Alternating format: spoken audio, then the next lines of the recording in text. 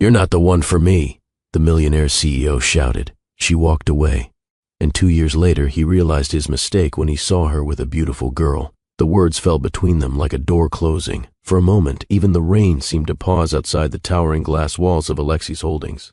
Ava didn't argue.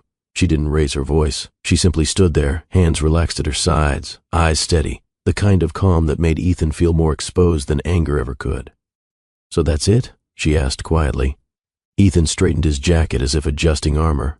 "I need someone who fits into my world," he replied, voice firm, controlled. "This isn't it?" A faint smile touched her lips, not bitter, not dramatic, just tired. "One day you'll realize what you just walked away from." She turned before he could answer. Glass doors slid open. Rain rushed in with the cold wind. He watched her walk across the plaza without looking back, navy coat catching drops of silver light from the street lamps. People hurried past her, umbrellas tilted against the storm, but she moved at her own pace, calm, certain, gone. The doors closed again. Silence returned. Ethan remained standing there longer than he meant to, jaw tight, eyes fixed on nothing. Assistants moved around him, phones ringing, schedules shifting, the rhythm of a company that never slowed down. Yet something felt different, like a space inside him had opened without permission. "Mr. Alexis?" an assistant called carefully. "The board is waiting." He nodded once, expression smooth again. "Tell them I'm coming."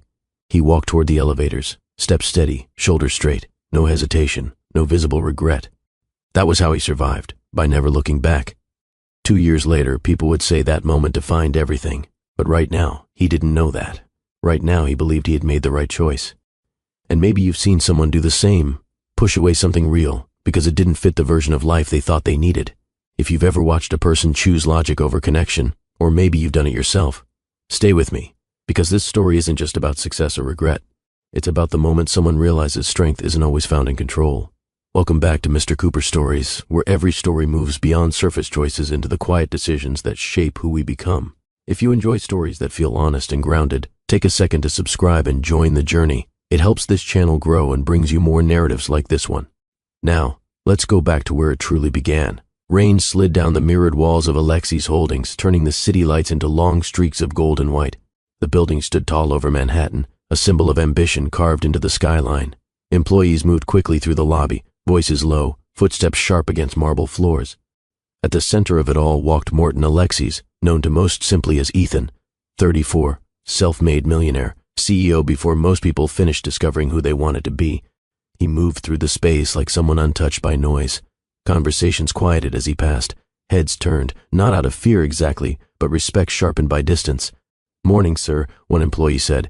He gave a small nod without breaking stride. His world ran on precision. Meetings began on time, decisions were direct. Emotions rarely entered the room unless they served a purpose. Love in his mind belonged to people who had time to slow down. He didn't. And yet, the memory of Ava's voice lingered in a way he couldn't explain. "You don't listen," she had told him once. "You calculate." He stepped into the elevator, watching the numbers climb. Logic over feeling, progress over hesitation. That had always worked, or so he believed. "Let me ask you something. Have you ever met someone who saw through you before you even understood yourself? Someone who didn't try to impress, they just understood?" Because that was how Ava Poros first entered his life. Not with noise, not with ambition, just a quiet presence that shifted the air in every room she walked into. But we're not there yet. Right now, Ethan is still the man who thinks control equals strength, the man who believes relationships are distractions waiting to slow him down. And maybe that's why the moment you heard at the beginning matters so much. Because when someone says, "You're not the one for me," they usually think the story ends there. This one doesn't. Not even close. So if you're listening, tell me, have you ever realized too late that someone was exactly what you needed? Drop a comment while you watch, because your perspective shapes the way these stories grow.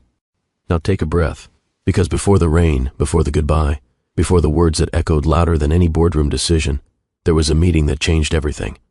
A quiet knock on a glass office door, a woman in a navy blazer holding a notebook, and a sentence that made a CEO question a life built entirely on certainty. "You pay people well," she told him calmly, "but they don't feel seen." That was the first crack in a world that had never allowed room for doubt. And trust me, you'll want to see who he meets 2 years later. Because the moment he realizes his mistake doesn't happen in a boardroom or a headline. But that part of the story is still ahead. For now, the rain keeps falling, the city keeps moving, and Ethan Alexis walks toward a future he thinks he understands. unaware that the words he just spoke will follow him longer than any deal he ever signed. Rain faded into a gray morning that made the glass walls of Alexei's holdings glow like quiet steel. Inside, everything moved with precision. Assistants crossed the lobby with tablets held close to their chests. Screens displayed rising numbers. Conversations stayed short, efficient, never loud enough to disturb the rhythm Ethan had built. He stepped out of the elevator onto the executive floor, adjusting his cufflinks as though the day itself waited for his signal to begin. "Good morning, Mr. Alexis," his assistant Maya said, walking beside him. "The board wants confirmation on the Singapore expansion, and finance is asking for your final approval. Send me the projections," he replied without slowing. "If the margins hold, we move forward." Maya hesitated for a second. HR also asked if you could attend the employee feedback session today. Ethan paused just long enough to glance at her. "Is it necessary? They think morale might improve if you show up." He gave a faint smile that never quite reached his eyes. "Morale improves when results improve." She nodded, already used to answers like that. The conference room doors opened as he entered. Executives stood from their seats, conversation dropping instantly. Screens lit up with charts, timelines, growth forecasts, the language he trusted most. "Let's begin," he said. The meeting moved quickly. Numbers, projections, risks. He listened carefully, asking precise questions, cutting through long explanations with a single sentence. No raised voices, no wasted time. Emotion doesn't close deals, he reminded one manager gently after a passionate pitch. Clarity does. Heads nodded around the table. To many of them, he wasn't just a CEO. He was proof that discipline could build something unstoppable. Yet outside the glass walls, a group of employees passed by laughing over coffee, a softer energy that rarely entered the executive space.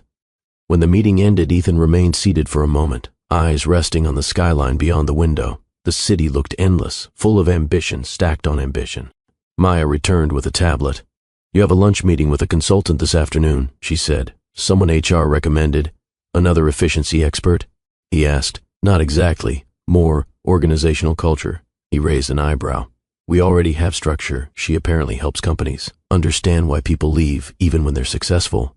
Ethan stood, slipping his jacket on. "People leave because they want something else. It's simple." Maya didn't argue. She just made a note and followed him out. The cafeteria buzzed quietly during lunch hours. Employees sat in small groups, talking about deadlines, weekend plans, office gossip. Ethan rarely walked through this part of the building, but today he slowed near the glass railing overlooking the lower floors. Two junior analysts whispered nearby. "He's brilliant," one said softly, "but he feels distant. Maybe that's what you need to run a company like this," the other replied. Ethan kept walking, expression unchanged, though their words lingered longer than he expected. Distance had always protected him. It kept decisions clear, relationships simple, outcomes predictable. He stepped outside onto a balcony overlooking the river. The rain had stopped completely now, leaving the air cool and sharp. Boats moved slowly across the water, and traffic hummed like a steady heartbeat below. His phone buzzed, a message from the board praising the morning's meeting. Another notification showed an interview request from a major business magazine. Success followed him everywhere. And yet, for reasons he didn't fully understand, Ava's calm voice returned to him again. "People don't stay where they don't feel seen." He exhaled slowly, brushing the thought aside. By late afternoon, the executive floor felt quieter. Sunlight slipped through the windows, turning the polished floors into reflections of gold. Ethan stood near the reception area when the elevator doors opened again. A woman stepped out, navy blazer neat, notebook tucked under her arm. She looked around with calm curiosity, not the nervous energy most visitors carried. Maya approached her first. "You must be Miss Poros," she said warmly. "Mr. Alexis will see you now." Ethan watched from a distance, arms crossed lightly. There was nothing flashy about her presence, no dramatic gestures, no attempt to impress, just a steady confidence that made people listen without raising her voice. As she walked toward him, she offered a small nod. "Thank you for meeting with me. Let's see if you're worth the time," he replied, tone neutral but not unkind. She smiled slightly, as though she expected that answer. They moved into his office, the city stretching behind him like a living painting. Ava glanced around, taking in the space without judgment. "You've built something impressive," she said. "It didn't happen by accident," he answered. She sat across from him, opening her notebook. "I'm not here to question your success. I'm here to understand why talented people leave despite it." Ethan leaned back in his chair. "Ambition," he said simply. "People grow. They move on. Sometimes, she agreed. Other times they leave because they don't feel connected to the environment. He studied her for a moment. Most consultants came in armed with statistics and rehearsed speeches. She spoke like someone interested in people rather than systems. "And you believe connection affects performance?" he asked. "I believe people give their best when they feel valued beyond their output," she said. Silence settled between them, not awkward, just thoughtful. He tapped his pen lightly against the desk. "We'll see what you find." Ava nodded, standing to leave. "I'll start with interviews across departments." As she reached the door, she paused. "Mr. Alexis, do you ever walk through the building without an agenda?" He looked up, slightly surprised. "Why would I?" "Because sometimes leaders learn more by listening than directing," she replied gently. The door closed behind her before he could respond. Evening arrived slowly, bringing softer shadows into the office. Ethan stood by the window, watching employees leave for the day. Some walked together, laughing. Others moved alone, tired but relieved. He thought about Ava's question. "Do you ever walk through the building without an agenda?" For the first time in a long while, he considered the idea that maybe success didn't have to feel so controlled all the time. His phone buzzed again. Another deal confirmed, another step forward. He picked up his jacket, heading toward the elevator. The reflection staring back at him from the glass doors looked confident, composed, unstoppable. But somewhere beneath that certainty, something small had shifted. Not enough to change him yet. Just enough to make him notice that someone new had entered his world, and the calm way she spoke had left an impression he couldn't ignore. The next morning arrived with clear skies and a quiet brightness that made the city feel almost weightless. Ethan stepped into the building earlier than usual, coffee in hand, eyes already scanning messages on his phone. Deals, approvals, interviews. The language of his world never rested. As he crossed the lobby, he noticed something different. People were talking more. Not loudly, not chaotically, just openly. A few employees stood near a whiteboard filled with handwritten notes. Someone laughed softly, another person added a comment, and for a brief moment the space felt less like a machine and more like a living place. Ethan slowed his steps. Maya approached him. "Miss Pouros has been meeting with different departments since early yesterday," she said. "Some teams stayed late voluntarily." He glanced toward the group at the whiteboard. "Voluntarily?" "Yes," Maya replied with a hint of surprise. "They said it felt good to share ideas without pressure." He didn't respond immediately. Instead, he walked past them, nodding politely as conversations paused around him. The energy wasn't disorganized, just warmer. Inside his office, Ava stood near the window reviewing notes. She turned when he entered, offering a small smile. "Good morning. You've made yourself busy," he said, setting his coffee down. "I like to understand people before I make conclusions," she replied. He leaned against the edge of his desk. "And what have you concluded so far?" She hesitated just enough to show she was choosing her words carefully. "Your company runs with impressive discipline, but many employees feel they're speaking into a system rather than to a person." He crossed his arms lightly. "Results matter more than feelings. Results last longer when people believe they matter," she answered, tone calm. There was no accusation in her voice, only observation. That made it harder for him to dismiss. She stepped closer to the desk, sliding a page toward him. "These are comments I heard yesterday. Anonymous but honest." He skimmed the page. "We respect him. He's brilliant. I wish he'd ask how we're doing, not just what we're delivering." Ethan placed the paper down slowly. "They're here to work," he said, though his voice held less certainty than before. "And they do," Ava replied, "but work becomes stronger when people feel seen." Silence lingered again, softer this time. Later that afternoon, Ethan walked through the marketing department without announcing himself. Conversations paused when they noticed him, but Ava gestured gently for them to continue. A young designer spoke about a campaign idea, hands moving quickly as she explained. Another colleague added feedback, and soon the group was building on each other's thoughts. Ethan stood at the edge of the room, listening. No one seemed afraid of being wrong. It was unfamiliar and strangely compelling. Ava stepped beside him. "You don't have to lead every moment," she whispered lightly. "Sometimes just being present changes everything." He watched the team a little longer before replying. "You're turning this place into a discussion circle." She laughed quietly. "No, I'm helping them remember their voices matter." He didn't argue. Evening settled over the building, turning the windows into mirrors reflecting city lights. Ethan found Ava alone in a conference room, walls covered with handwritten ideas. "You're still here?" he asked, leaning against the doorframe. She looked up, brushing a strand of hair behind her ear. When people finally feel heard, they don't want to stop talking. He stepped inside, studying the notes. Ideas about leadership, communication, mentorship, things he usually considered secondary to growth charts and quarterly targets. You think this changes performance? He asked. He considered that for a moment, then surprised himself by asking, what made you choose this kind of work? Ava closed her notebook slowly. I grew up watching someone work endlessly without ever feeling appreciated.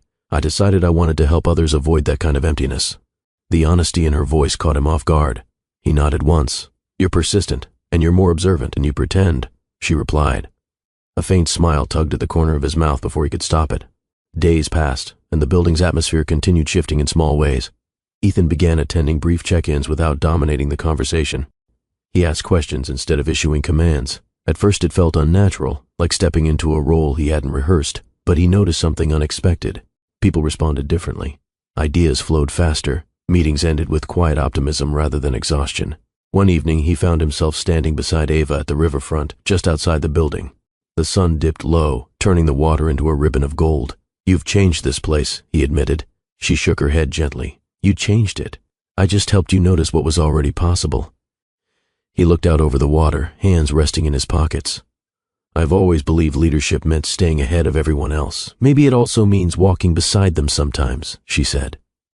He glanced at her, studying the calm confidence that never felt forced. For the first time in years, a conversation had nothing to do with profit margins, and he didn't feel the need to end it quickly. As they walked back toward the building, laughter drifted from a group of employees heading home. One of them waved at Ethan hesitantly. Good night, sir. Good night, he replied, voice softer than usual. Ava noticed but didn't comment. Inside the lobby, the lights dimmed slightly as the evening shift took over. Ethan paused near the elevator, looking back at the space that suddenly felt less distant. You're making me reconsider things I thought were fixed, he said. She smiled lightly. Change doesn't erase who you are. It just shows you more options. The elevator doors opened. He stepped inside, glancing at her once more before the doors closed.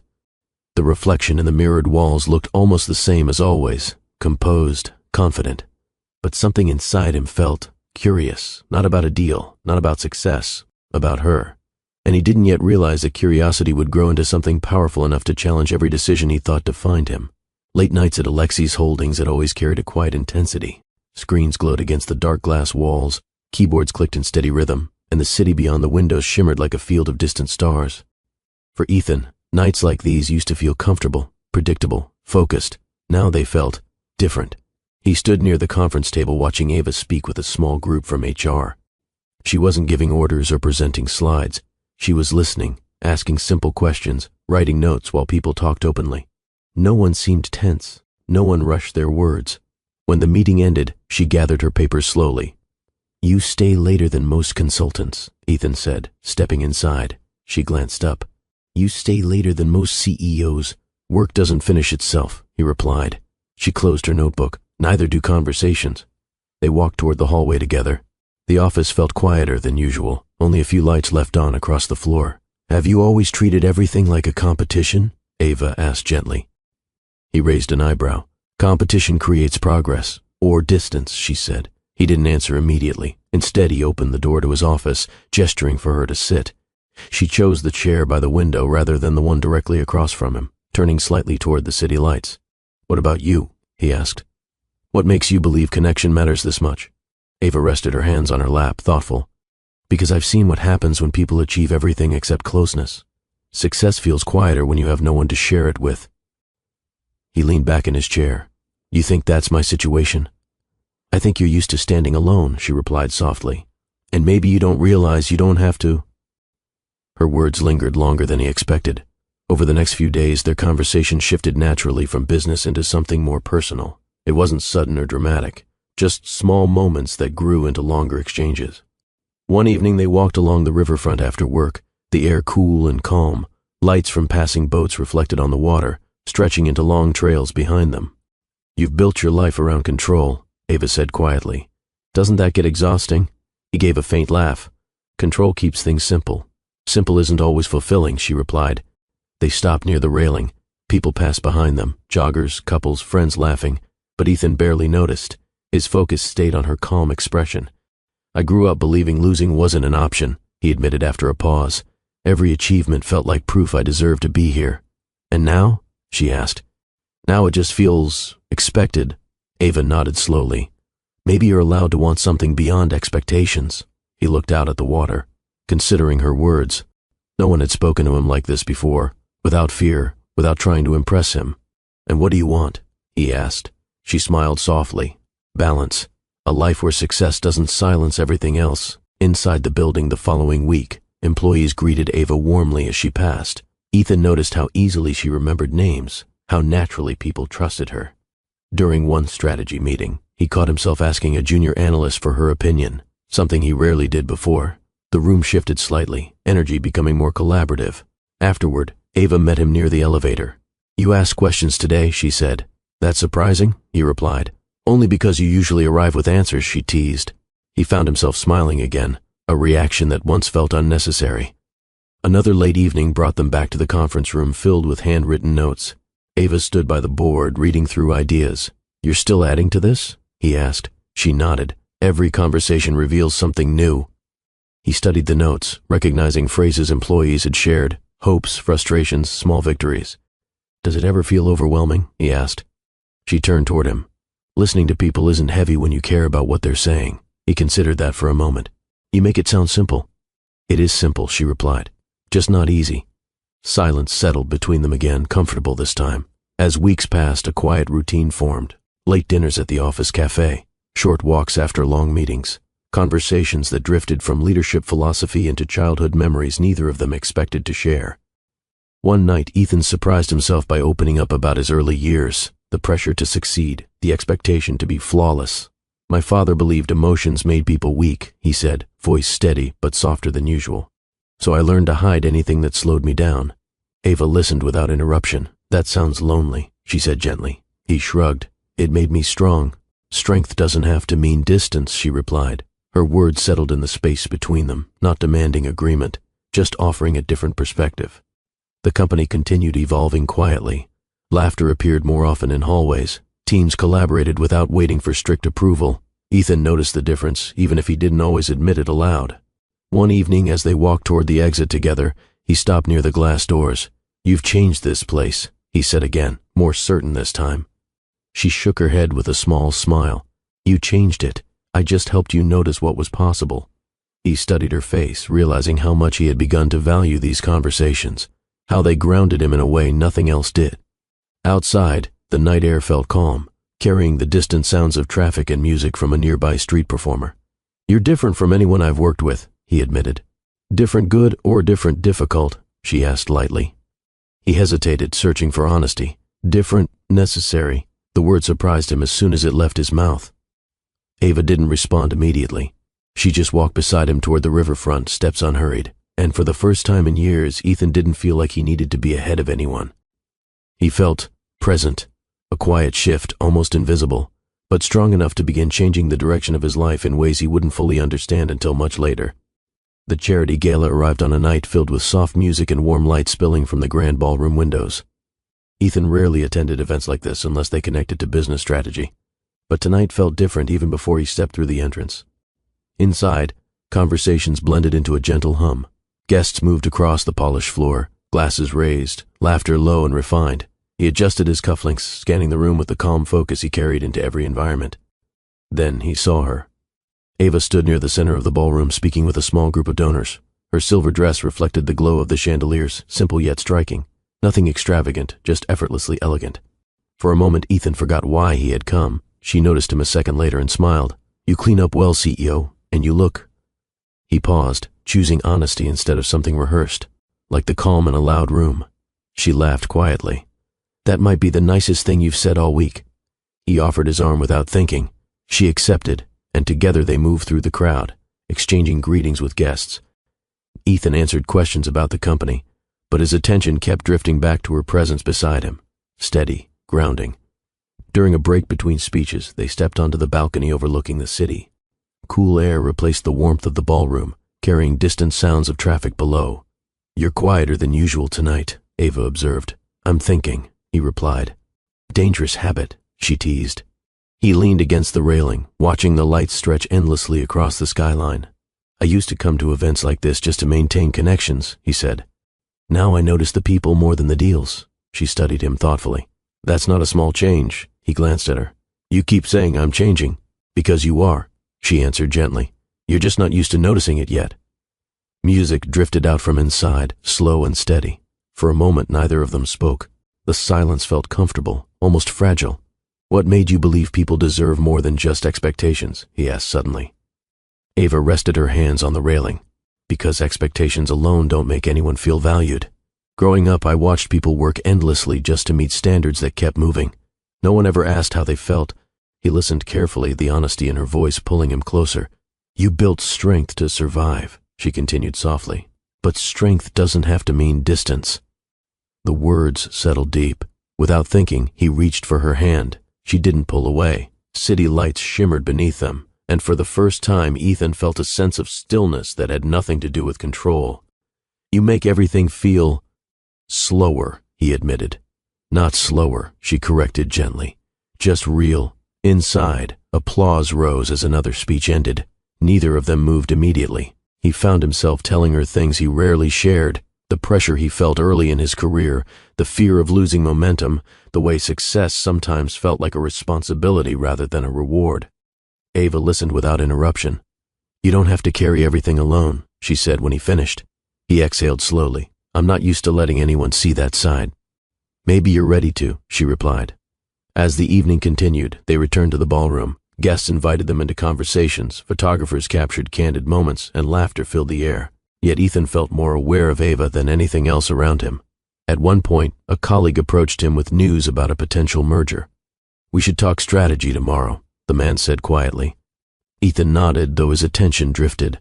The word merger lingered in his thoughts, a reminder of the relentless pace waiting for him outside this moment. Ava noticed the shift in his expression. "Work calling already?" she asked. "It never stops," he said. She tilted her head slightly. "Just promise you won't forget the progress you've made." He met her gaze. "I won't." But even as he said it, something inside him tightened, an old instinct returning, reminding him that ambition demanded focus above everything else. Later, near the end of the night, they stepped outside again. The city felt quieter, the crowd thinning behind them. Tonight felt easy, Ethan admitted. "That's because you let yourself be present," she said. He watched her carefully, realizing how naturally she fit into moments he once avoided. "You've changed the way I see things," he told her. Ava smiled gently. "You changed the way you see things. I just asked questions." For a moment the world felt perfectly balanced, ambition and connection existing side by side. Neither of them realized that the pressure building in Ethan's professional life would soon test everything they had begun to build. The music faded behind them as they stood together on the balcony, unaware that this quiet closeness was the emotional peak before a choice that would send their paths in completely different directions. The days after the gala moved quickly, filled with meetings that stretched longer than usual and decisions that carried heavier weight. News of a massive corporate merger began circulating through the executive floor, turning conversations sharper, more urgent. Screens displayed projections, advisors filled the halls. Ethan returned to the pace he knew best, focused, controlled, distant. Ava noticed it almost immediately. He stopped lingering after meetings. Late dinners became shorter. Conversations shifted back to strategy instead of reflection. One afternoon she stepped into his office while he reviewed documents spread across the desk. "You've been avoiding people," she said calmly. "I've been working," he corrected, eyes still on the screen. "There's a difference," she replied. He sighed quietly, leaning back in his chair. "This merger isn't small. Thousands of employees depend on it succeeding. I understand pressure," she said, "but you're closing yourself off again." He didn't answer. Instead, he returned to the numbers in front of him, as though silence might end the conversation. The following week felt colder despite the bright spring weather outside. Meetings ran back to back, voices firm, timelines strict. Ethan spoke less about ideas and more about results. The warmth that had begun growing inside the company faded slightly, replaced by a familiar intensity. During a strategy session, Ava watched from the corner of the room. Ethan cut through suggestions quickly, steering discussions toward efficiency. No one argued, but the relaxed atmosphere she had helped create felt fragile. When the meeting ended, she caught up with him near the hallway. "You don't have to carry everything alone," she reminded him. "I don't have time for emotional debates right now," he replied, not unkind but distant. Her expression softened with concern. "Caring about people isn't a distraction." He paused, jaw tightening. "This deal decides the company's future." "And what about the future you were building with them?" she asked quietly.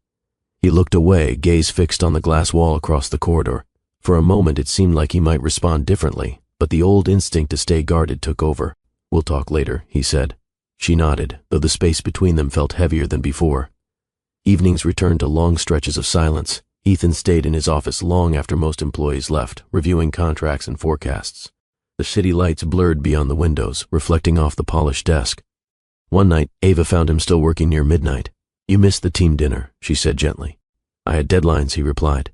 She walked closer, resting her hands lightly on the edge of the desk. "They asked about you. I'm sure they managed without me." "That's not the point," she said. He finally looked up, eyes tired but guarded. "You want me to slow down while everything is on the line? I want you to remember why you started changing in the first place," she answered softly. Silence stretched between them. He closed his laptop. "Right now, I need clarity, not complication." The word hung in the air longer than he intended. Ava's shoulders straightened slightly, though her voice remained calm. "Connection isn't complication, Ethan."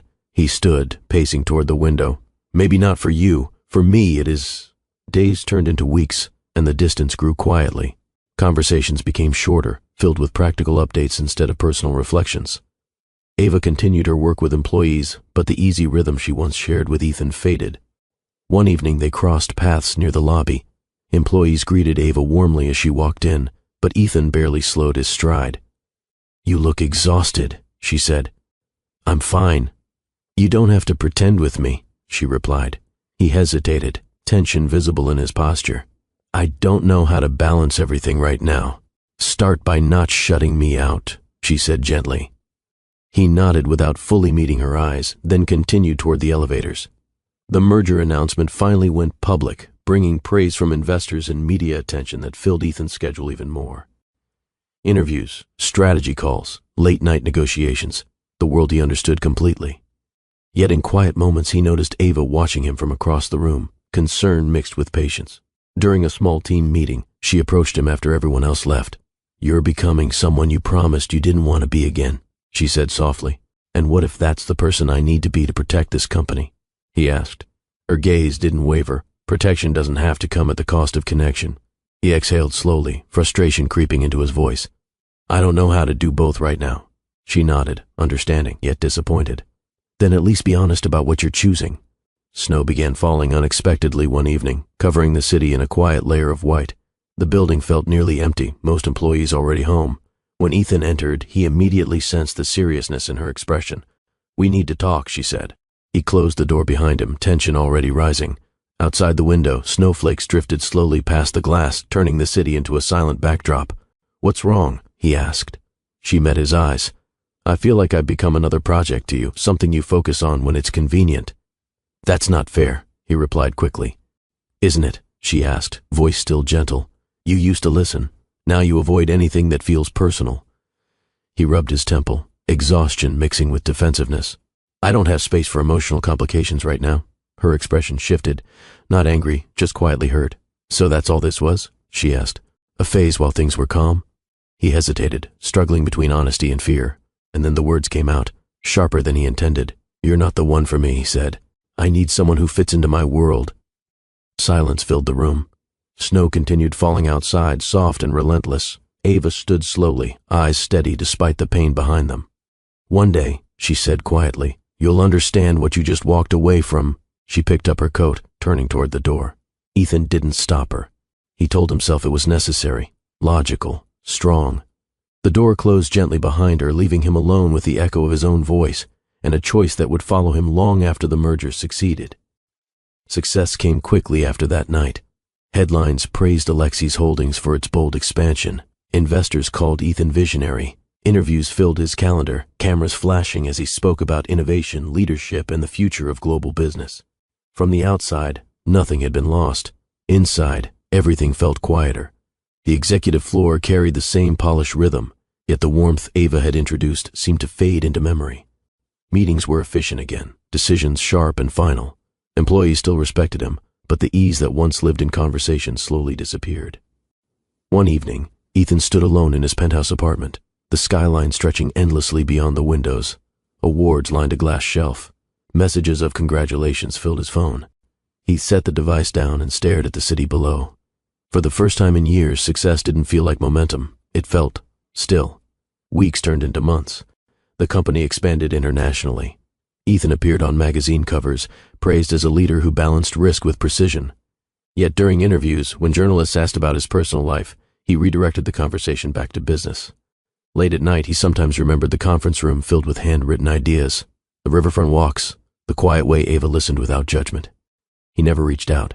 He told himself she had moved on, that distance had been necessary, but the silence stayed. 2 years passed. Spring returned to the city with soft sunlight and blooming trees lining the streets. A charity festival filled a park near the riverfront, music drifting through the air while families wandered between booths and small stages. Ethan attended as a sponsor, surrounded by colleagues and photographers. He shook hands, posed for pictures, answered questions with his usual calm confidence. Then he saw her. Ava stood beneath a line of cherry blossoms, sunlight catching in her hair. She looked lighter somehow, peaceful in a way he hadn't noticed before. And beside her stood a young girl, maybe 5 or 6 years old, holding a balloon and laughing at something Ava had said.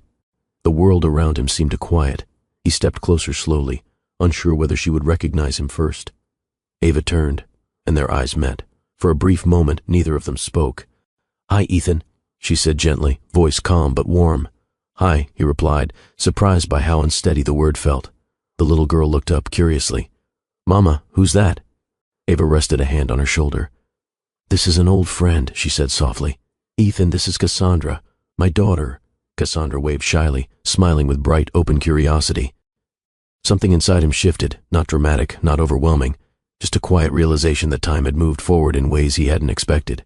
"She's wonderful," he said, kneeling slightly to meet the child's gaze. "Nice to meet you, Cassandra." The girl grinned. "Do you like balloons?" He nodded faintly. "I think I do now." Ava watched the interaction quietly, expression thoughtful rather than guarded. "You look well," he said to her after a moment. "I feel well," she replied. They stood together beneath the blossoms, music drifting through the air, people passing around them without noticing the history between them. "I've thought about reaching out," he admitted carefully. "I just didn't know if I should." She gave a small nod. Sometimes distance gives people space to grow. "And did you?" he asked. Her eyes softened slightly. "Yes." Cassandra tugged at Ava's hand. "Can we go see the painting booth?" "In a minute," Ava said gently. Ethan watched them together, the easy laughter, the quiet connection, and realized how different her life looked now. Not smaller, just fuller.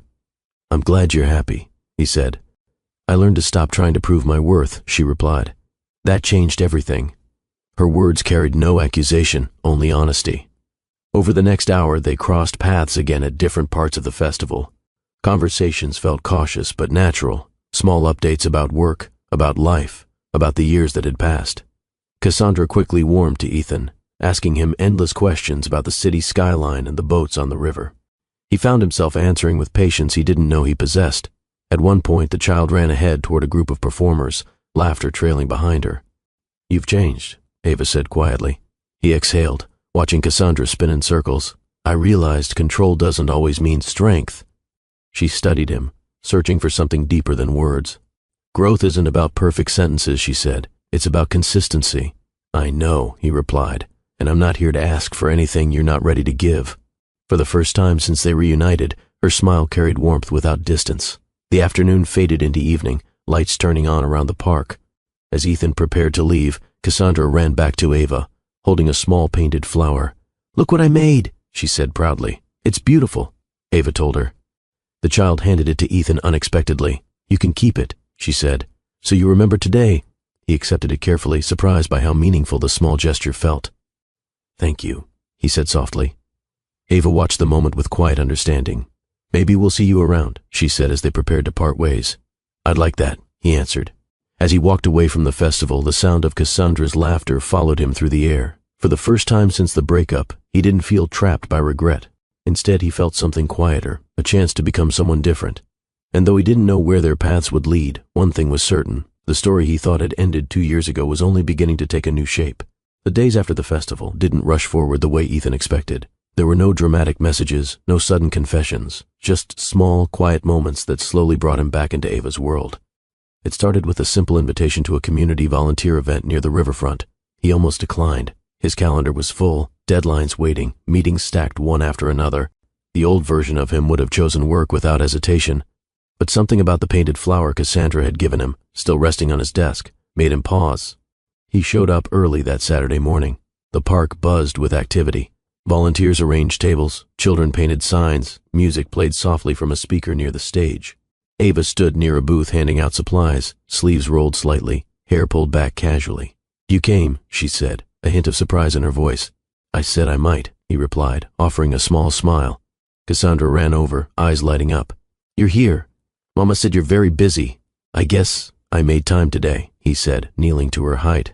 "That's good," she declared seriously. "Because we need help with the plants." Ava laughed quietly. "She's been organizing everyone since sunrise." Ethan followed them toward a row of flower beds waiting to be replanted. Dirt covered his hands within minutes, something that would have felt out of place in his old routine. Yet he found himself relaxing into the simplicity of the task. "You don't look uncomfortable," Ava observed. "I thought I would be," he admitted, "but this feels grounding."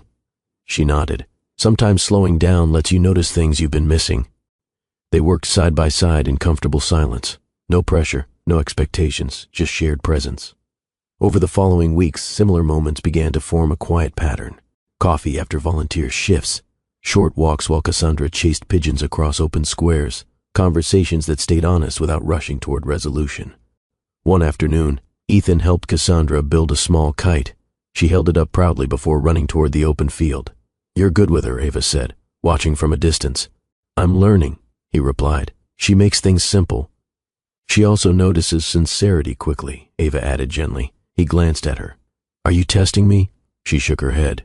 "No, just observing." There was no tension in her tone, only patience.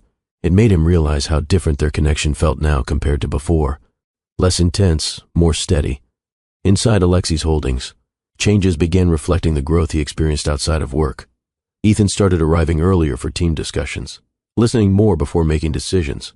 He asked employees about their ideas, sometimes even their weekends, small gestures that created noticeable shifts in morale. "I'm trying something new," he replied simply. At home, evenings felt less empty. Instead of staring at city lights alone, he sometimes found himself texting Ava about volunteer plans or sharing a story Cassandra had told him earlier that day. Nothing rushed forward. Everything moved slowly, intentionally. One evening, as the sun dipped low over the river, Ava and Ethan sat on a bench watching Cassandra play nearby. "You don't try to impress me anymore," she said thoughtfully. "I don't feel like I need to," he answered. "That's new," she admitted with a small smile. He leaned back slightly, hands resting on his knees. "Before, I thought relationships had to fit into my schedule perfectly. Now I'm realizing they grow when you make room for them." She studied him quietly. "Words are easy," she said. "Consistency is what matters." "I know," he replied. "That's why I'm not asking for anything yet." The honesty in his voice settled between them like calm air after a long storm. A few days later, Alexi's holdings faced an unexpected crisis. A major partner threatened to withdraw from a project unless Ethan agreed to significant layoffs. The old version of him would have chosen efficiency immediately, prioritizing numbers over people. He sat in the boardroom, executives waiting for his decision. "We can maintain profits if we reduce staff," one advisor insisted. Ethan looked at the reports in front of him, projections, risk assessments, timelines. Then he thought about the conversations he had shared with employees over the past months, the trust that had begun rebuilding slowly. "No," he said finally. The room fell silent. "We adjust the deal," he continued. "We protect our people first, find another path forward." Some executives exchanged surprised glances. Others nodded slowly, recognizing the shift in leadership. When Ava heard about the decision later that evening, she met him near the riverfront. "You chose differently," she said. He shrugged lightly. It felt right. She smiled softly. "You're finally leading with your heart." He didn't respond immediately, but the words stayed with him longer than any headline or praise from investors. Their connection continued growing in quiet ways. No grand speeches, no dramatic declarations, just shared time, helping Cassandra with school projects, laughing over small misunderstandings, learning each other's rhythms again without forcing the past back into place. One night after a rooftop fundraiser, city lights glowing around them, Ethan turned toward Ava with a calm seriousness.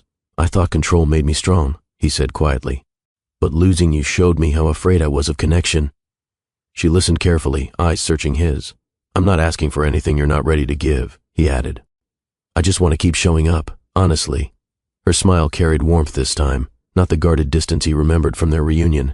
That's a good place to start, she said. Weeks later, they walked along the riverfront again, the same path where so many of their earlier conversations had unfolded. Cassandra ran ahead, laughter echoing softly in the evening air. I used to think love had to fit perfectly into my life, Ethan said. And now? Ava asked. Now I think it's something you grow into, he replied. She looked at him thoughtfully. I'm not the same person you knew before. I'm not asking for the past, he said gently. Just a chance to build something real. She paused, watching Cassandra spin in circles under the fading light. Slowly, she said at last, that's the only way forward. He nodded, understanding. And for the first time, the future didn't feel like a race to win. It felt like a path he was finally willing to walk at the same pace as someone else. Months passed without any dramatic turning point, no sudden declarations, no perfect moments designed to erase the past. Instead, life settled into a rhythm that felt steady, almost quiet in its honesty. Ethan balanced long days at Alexi's holdings with evenings that no longer felt empty.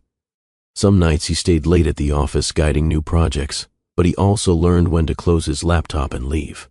Employees noticed the difference. Meetings carried less tension. Conversations flowed more naturally. One afternoon, Maya stepped into his office holding a report. The retention numbers are improving again, she said. People seem happier. Ethan glanced at the data, then toward the small painted flowers still resting beside his desk lamp. Good, he replied softly. She hesitated, studying him for a moment. You've changed, sir. He gave a small shrug. Maybe I'm just listening more. Outside of work, small moments continued building trust between him and Ava.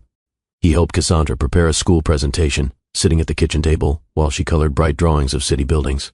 You work in a big tower, right? She asked. I do, he said. Do you ever get scared being that high up? He paused, surprised by the question. Sometimes, he admitted, but I've learned it's okay to ask for help when things feel overwhelming. Cassandra nodded seriously, as if storing the lesson for later. Ava watched quietly from the doorway, a gentle smile forming as she noticed the patience in his voice. Later that evening, after Cassandra fell asleep, they stepped onto the balcony overlooking the river. You didn't try to impress her, Ava said. I didn't try to impress you either, he replied. That's what makes it different now, she said softly. They stood side by side, watching lights shimmer across the water. There was no rush to define what they were rebuilding. The connection grew through presence rather than promises. Not long after, Alexi's holdings faced another major decision, one that would have once defined Ethan's priorities completely. Investors pushed for a rapid expansion that promised high profit but required cutting employee benefits. The boardroom felt heavy with expectation. This is the most efficient path, one executive insisted. Ethan listened carefully, hands resting calmly on the table. He thought about the early days when every decision revolved around numbers alone. Then he thought about the people who greeted him warmly in the halls now, the teams who trusted him enough to share ideas without fear. We move forward, he said finally, but not at the expense of our people.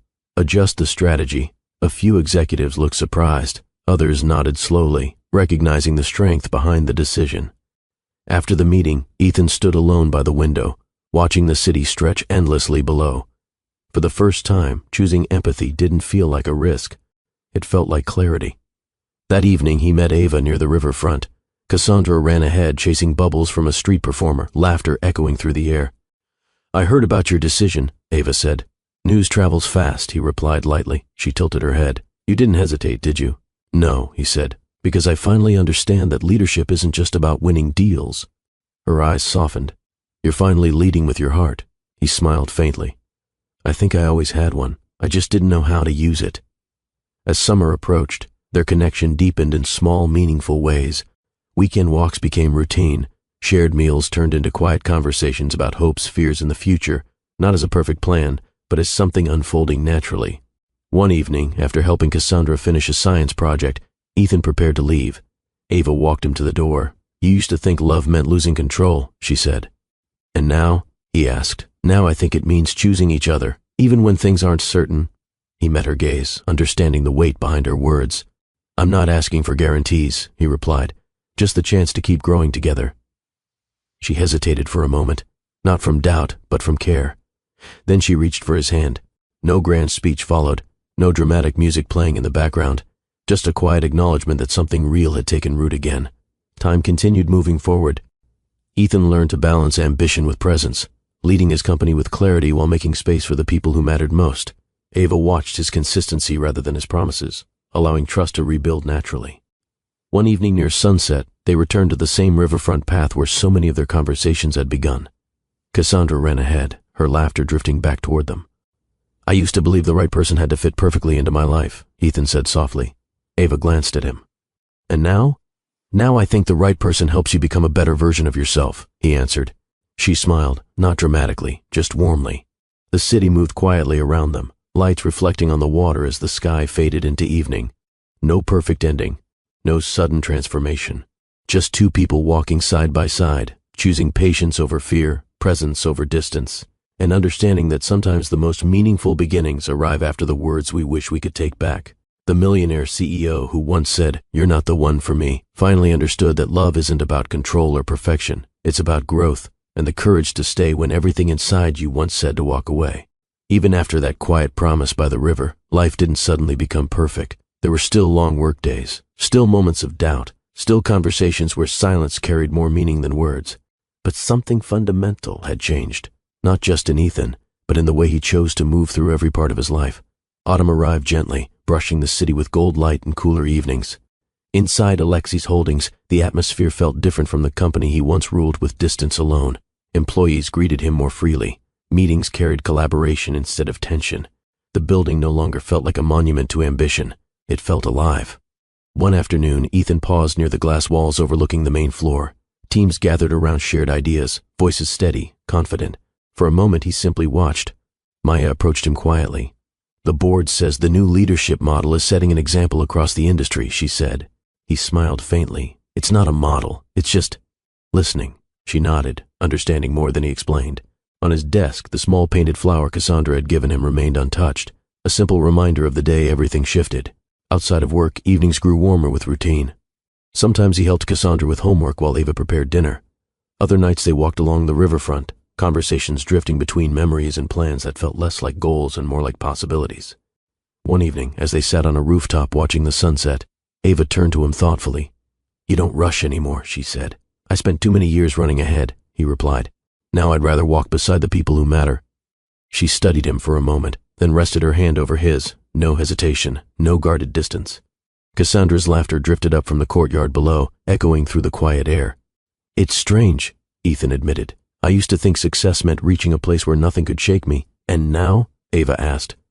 "Now I think strength is letting life change you," he said softly. Her smile carried warmth that didn't need words. Winter came and went, followed by another spring, softer than the one where they reunited. The cherry blossoms returned, painting the park in pale colors once again.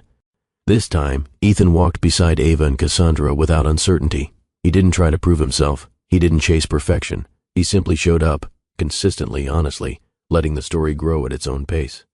As they paused beneath the blossoms, Ava glanced at him. "You know," she said quietly, "when you told me I wasn't the one for you, I believed that was the end." He exhaled slowly. "I believed it too, but sometimes endings are just the beginning of a better chapter," she added. Cassandra tugged at his sleeve. "Come see the balloons." He laughed softly, following her across the grass. And in that simple moment, no headlines, no grand gestures, Ethan understood something he once ignored. The right person isn't someone who fits perfectly into the life you built alone. It's someone who helps you build a life that finally feels complete. If this story made you think about second chances, growth, or the choices that shape who we become, stay connected with Mr. Cooper's stories. There's always another journey waiting, one that might remind you of your own.